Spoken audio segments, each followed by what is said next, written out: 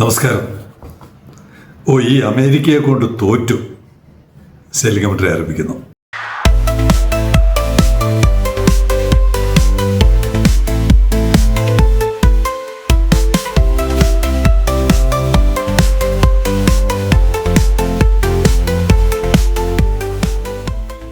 American കഥ പിന്നാലെ വരാം.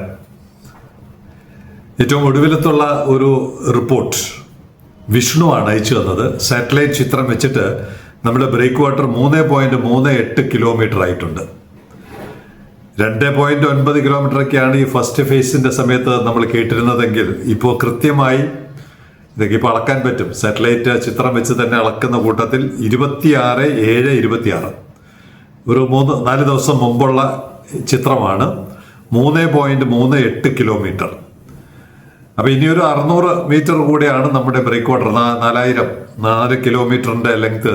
ഇനിയൊരു 600 മീറ്റർ കൂടി വരും. അത് ഏകദേശം നമ്മുടെ ആഴിമല ക്ഷേത്രത്തിന് തൊട്ട് വടക്ക് വശത്തുള്ള ഒരു കുന്നുണ്ട്. ആ കുന്നിൻ്റെ പടിഞ്ഞാറായിട്ട് വരുമെന്നാണ് ഇപ്പോഴത്തെ ഏകദേശം കണക്ക്. അതുപോലെ ബെർത്തിൻ്റെ നീളം ഏകദേശം ഒരു 150 മീറ്റർ കൂടി ബെർത്തിൻ്റെ പണിയും പൂർത്തിയായി എന്ന് ചിത്രത്തിൽ കാണുന്നുണ്ട്. പക്ഷെ ക്രെയിനോ മറ്റു കാര്യങ്ങളോ അല്ലെങ്കിൽ റോപ്പ് വലിച്ചു കെട്ടേണ്ട മറ്റ് സംവിധാനങ്ങളോ ഒന്നും ആയിട്ടില്ല. എന്തായാലും 150 മീറ്റർ അതായിട്ടുണ്ട്. പിന്നെ ലാൻഡ് സൈഡിൽ കരിക്കത്തി ബീച്ച് വരെ അതിൻ്റെ ഡെവലപ്മെൻറ്റ് വർക്ക് നടക്കുന്നുണ്ട്. Land side development work Karikkathi beach വരെ എത്തിയ ചിത്രങ്ങൾ എനിക്ക് അയച്ചു തന്നിട്ടുണ്ട്. എന്തായാലും അടുത്ത ഘട്ടം അല്ലെങ്കിൽ ഫൈനൽ അദാനിയെ ഏൽപ്പിച്ചിരിക്കുന്നതിൻ്റെ ഫൈനൽ ഘട്ടത്തിലോട്ട് കാര്യങ്ങൾ വളരെ വേഗതയിൽ നീളുന്നു. പക്ഷെ ലാൻഡ് സൈഡിൽ അതിനനുസരിച്ച് വേഗതയില്ല എന്ന് ഇന്നലെ ചൂണ്ടിക്കാണിച്ചിട്ടുണ്ട്. കൃത്യമായും അയച്ചു തന്ന വിഷ്ണുവിന്, സാറ്റലൈറ്റ് ചിത്രത്തിന്റെ കണക്കെടുത്ത് അളവെടുത്ത് അയച്ചു തന്ന ശ്രീ വിഷ്ണുവിന് നന്ദി രേഖപ്പെടുത്തുന്നു. രണ്ടാമത്, ഓഗസ്റ്റ് 18 കയറ്റി വിടാവുന്ന ഒരു ചരക്ക് റെഡിയായിട്ടുണ്ട്. കാർഗോ കശുവണ്ടിയാണ്. കൊല്ലത്തുനിന്നുള്ള ഒരു കശുവണ്ടി കമ്പനി അവർ തയ്യാറാണ്. പക്ഷേ കീഴ്വഴക്കം അനുസരിച്ച് എന്താണ്, അവര് അപേക്ഷ കൊടുക്കണം, അവര് കാണേണ്ടവരെ കാണാം. അങ്ങനെയല്ല, അത് മാറണം. വിസിൽ എന്ന് പറയുന്ന സ്ഥാപനം ഇതിന് ഇനിഷ്യേറ്റീവ് എടുത്ത് അവരെ കോണ്ടാക്ട് ചെയ്ത് അതിൻ്റെ ആദ്യത്തെ കണ്ടെയ്നർ എക്സ്പോർട്ട് ചെയ്യുന്നതിൻ്റെ പ്രൊസീജിയർ തുടങ്ങണമെന്നുള്ളതാണ്. ഈ മാറിയ സാഹചര്യത്തിൽ അങ്ങനെ വേണം. അല്ലാതെ ഈ ലൈസൻസ് രാജ് യുഗം പോലെ ആവരുത്. വിസിലിന് ആ ഇനിഷ്യേറ്റീവ് എടുത്ത് അല്ലെങ്കിൽ MSC കമ്പനിക്ക് ആ ഇനിഷ്യേറ്റീവ് എടുത്ത് ആ കാർഗോ, കൊല്ലത്തുള്ള കാർഗോ ആദ്യത്തെ ചരക്കായിട്ട് കയറ്റുമതി ചെയ്യുന്നതിനുള്ള നീക്കങ്ങൾ നടത്തണം എന്ന് സെല്ലിംഗ് കമന്ററി അഭ്യർത്ഥിക്കുകയാണ്. ഇനി നമുക്ക് അമേരിക്കൻ കഥയിലോട്ട് വരാം.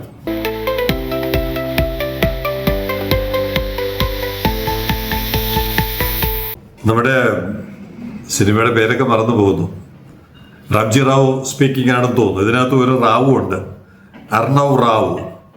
റാംജി റാവു സ്പീക്കിങ്ങിൽ എന്താണ് നമ്മുടെ ജനാർദ്ദനൻ പറയുന്നുണ്ടല്ലോ, ഈ പത്രക്കാരെ കൊണ്ട് ഞാൻ തോറ്റു, ഞാൻ എന്ത് ചെയ്യുന്നെന്ന് അവന്മാർ നോക്കി നടക്കുകയാണ് പിറ്റേ ദിവസത്തെ പത്രത്തിലടിക്കാൻ. അതുപോലെ TRV എന്ത് ചെയ്യുന്നു നോക്കി നടക്കുകയാണ് ഇപ്പോൾ ഈ അമേരിക്ക കോപ്പി അടിക്കാൻ എന്ന് നമുക്ക് പറയാം തമാശക്കാണെങ്കിലും. അമേരിക്ക നമ്മൾ ചിന്തിക്കുന്നത് പോലെ തന്നെ അമേരിക്കയും ചിന്തിക്കും. നമ്മളെന്താണ് ചിന്തിച്ചത്, MSCയുടെ ഈ കരാറിൻ്റെ ഭാഗമായിട്ട് നമ്മളൊരു ഫീഡർ സർവീസ് തുടങ്ങണം. Trivandrum offshore project top, അതിൻ്റെ ഭാഗമായിട്ട് ഓരോ ജില്ലയുടെയും പേരിൽ top Kasaragod, top Kannur, top Wayanad എന്നൊക്കെ പറയുന്ന ഫീഡർ വെസലുകൾ, 14 ഫീഡർ വെസലുകളുടെ സർവീസ് ആരംഭിക്കണം എന്ന് ഒരു കമ്പനി രൂപീകരിക്കണമെന്ന് പറഞ്ഞത് കേട്ട ഉടനെ അമേരിക്കയും അതേ ലൈനിൽ ചിന്തിക്കുന്നു. The United States should consider establishing a publicly backed container shipping line to reduce its dependence on foreign carriers. നമ്മൾ ഫോറിൻ കാരിയേഴ്സിന്റെ ഡിപ്പെൻഡൻസ് കുറയ്ക്കണമെന്ന് നമ്മൾ പറയുന്നില്ല. കാരണം MSCയും മേഴ്സ്കും പോലുള്ള എസ്റ്റാബ്ലിഷ്ഡ് പ്ലെയേഴ്സ് ഉണ്ടെങ്കിലേ നമ്മുടെ ഈ ഫീഡർ സർവീസ് മുന്നോട്ട് പോകുകയുള്ളൂ. അതുകൊണ്ട് അവർ വരണം എന്ന് തന്നെയാണ് നമ്മുടെ അഭിപ്രായം. It's most radical recommendation is a public container shipping option able to guarantee access to overseas markets. അവര് ഈ കപ്പൽ രംഗത്ത്, കപ്പൽ നിർമ്മാണ രംഗത്തും കപ്പൽ സെയിലിംഗ് രംഗത്തും കപ്പൽ ചാർട്ടറിംഗ് രംഗത്തും കപ്പൽ ഓണിംഗ് രംഗത്തും അമേരിക്ക ഒന്നുമല്ല, ഏകദേശം 1% മറ്റാണ് അവർ ആഗോളതലത്തിലുള്ള കപ്പലുകളുടെ ഓപ്പറേഷനിൽ അമേരിക്കയുടെ പങ്കാളിത്തം എന്നുള്ളത് തിരിച്ചറിഞ്ഞ് ഈ ട്രംപ് വന്നിട്ടാണ് ചൈനയെ പരമാവധി തടയുക, ലോക്കൽ മാനുഫാക്ചറിങ് തുടങ്ങിയ കാര്യങ്ങൾ. അതിൻ്റെ ഭാഗമായിട്ട് ചൈനയിൽ മാനുഫാക്ചർ ചെയ്ത ഉൽപ്പാദിപ്പിച്ച കപ്പലുകൾ അമേരിക്കയിൽ വരുമ്പോൾ അധിക നികുതി ചുമത്തണം എന്നുള്ള നിയമങ്ങളൊക്കെ കൊണ്ടുവന്നു. അപ്പോൾ അവിടെ ഈ ഹോം ഗ്രോൺ എന്ന് പറയുന്ന അവിടെ കപ്പലുകൾ ഉൽപ്പാദിപ്പിക്കണം. അത്തരം കപ്പലുകളുടെ ഒരു സർവീസ് അമേരിക്ക തുടങ്ങണം എന്നുള്ളതാണ്. It's most radical recommendation is a public container shipping option able to guarantee access to overseas markets.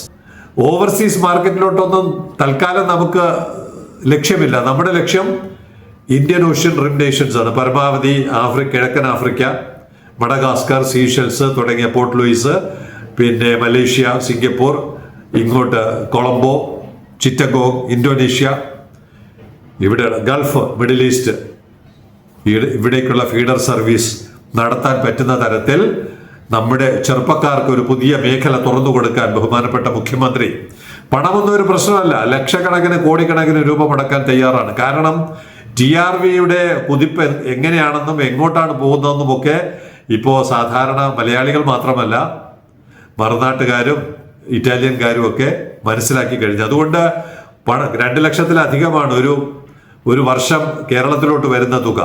അത് അന്നദാനത്തിന് വേണ്ടി, ഭക്ഷണത്തിന് വേണ്ടി മാത്രം മക്കൾ അയച്ചു കൊടുക്കുന്നതാണ്. അവരവിടെ സേവ് ചെയ്യുന്ന തുക വേറെ. അപ്പൊ കൃത്യമായി നിയമപരിരക്ഷ ഉറപ്പാക്കുന്ന വിധത്തിൽ അവരുടെ ഇൻവെസ്റ്റ്മെന്റ് പാഴാകില്ല എന്നുള്ളൊരു ഗ്യാരണ്ടി മാത്രം ഗവൺമെന്റ് കൊടുത്താൽ 14 അല്ല എത്ര കപ്പലുകൾക്ക് വേണമെങ്കിലുമുള്ള പണം സ്വരൂപിക്കാൻ കഴിയും. അത്തരത്തിൽ അമേരിക്കയ്ക്ക് മുമ്പേ പറക്കുന്നവരാണ് നമ്മളെന്നിപ്പോൾ മനസ്സിലായല്ലോ. പ്രത്യേകിച്ച് TRV നമ്മുടെ സ്വപ്നങ്ങൾ ലോകത്തിന് മുമ്പേ പോകുന്നതാണ്. അതുകൊണ്ടാണ് ഒരാൾ പോലും ചിന്തിക്കാത്ത തരത്തിൽ 10 കോടി കണ്ടെയ്നർ എന്നുള്ള ലക്ഷ്യം നമ്മൾ മുന്നോട്ട് വയ്ക്കുന്നത്. ഇവിടെ ഈ റിപ്പോർട്ട് അവതരിപ്പിച്ചത് ഓദർ അർണവ് റാവു, റംജി റാവു അല്ല, Arnav Rao argued container shipping should be treated as A critical infrastructure. അത് 100% ശരിയാണ്. ഒരു ക്രിട്ടിക്കൽ ഇൻഫ്രാസ്ട്രക്ചർ എന്നുള്ള നിലയ്ക്ക് നമ്മുടെ ചെറുപ്പക്കാരെ കടലിലോട്ടും സെയിലിങ്ങിലോട്ടും വ്യാപാരത്തിലോട്ടും മെയിൻ്റനൻസിലോട്ടും ഒക്കെ കടത്തിക്കൊണ്ടുവരുവാൻ ഇങ്ങനെ ഒരു ഫീഡർ വെസലുകൾ അതിപ്പോൾ വളരെ അനുകൂലമാണ്. ഇനി നാളെ മാസ്ക് വന്നാലും CMA CGM വന്നാലും അവരുമായിട്ടെല്ലാം ഒരു നല്ല ധാരണയുടെ അടിസ്ഥാനത്തിൽ നമുക്ക് ഈ കണ്ടെയ്നർ ഓപ്പറേഷൻ, ഈ ഫീഡർ വെസലുകളുടെ ഓപ്പറേഷൻ നടത്താൻ പറ്റണം.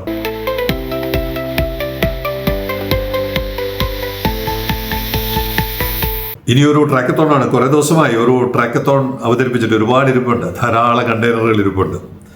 അക്ഷയാണ്, നമ്മുടെ പൈലറ്റ് അക്ഷയ് അയച്ചു തന്ന ഒരു കണ്ടെയ്നർ കൊച്ചിയിൽ വെച്ച് ഷൂട്ട് ചെയ്തതാണ്. കൊച്ചിയിൽ നിന്ന് നേരെ പോകുന്നത് പതിവ് പോലെ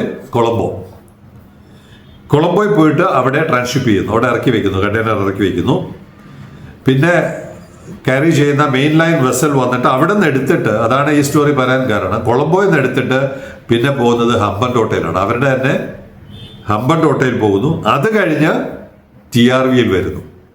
ഇപ്പോൾ കൊച്ചിയിലിരിക്കുന്ന നേരെ ട്രക്കിൽ കയറ്റി TRVയിൽ വന്നാൽ പോരെ, ഇത്രയും ആവശ്യമുണ്ടോ? എന്നിട്ട് TRVയിൽ വന്നിട്ട് 6/8 ഈ അടുത്ത ആഴ്ച 6/8 TRVയിൽ നിന്ന് പോകുന്നു. എവിടെ പോകുന്നു? കോർഫക്കാൻ.